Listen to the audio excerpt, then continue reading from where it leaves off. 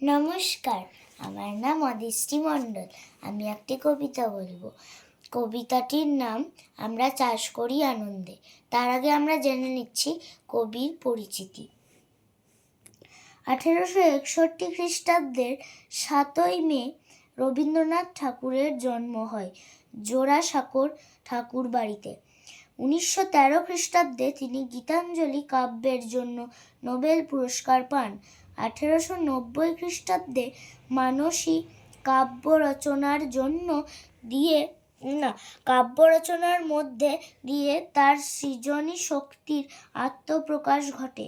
তার বিখ্যাত রচনাগুলির হল করি ও কমল, মুক্তধারা, বলাকা, শিশু, শেষের কবিতা, শ্যামা, চিত্রাঙ্গদা, ডাকঘর, রক্তকরবী, তাসের দেশ, চণ্ডালিকা ইত্যাদি। 1941 খ্রিস্টাব্দের 7ই আগস্ট বাং 1348 সালের 22শে শ্রাবণ বিশ্বকবির জীবনাবাসন ঘটে।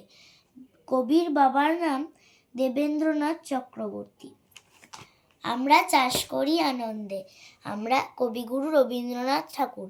আমরা চাষ করি আনন্দে, মাঠে মাঠে বেলা কাটে, সকাল হতে সন্ধে। রৌদ্র ওঠে, বৃষ্টি পড়ে, বাঁশের বনে পাতা নড়ে, বাতাস ওঠে ভোরে ভোরে চষা মাটির গন্ধে। সবুজ প্রাণে গানের লেখা, রেখায় রেখায় দেয় রে দেখা। মাতে রেখুন তরুণ কবি, নৃত্য দোদুল ছন্দে। ধানের শীষে পুলক ছোটে, সকল ধরা হেসে ওঠে, অঘ্রাণেরই সোনার রোদে, পূর্ণিমারই চন্দ্রে। নমস্কার।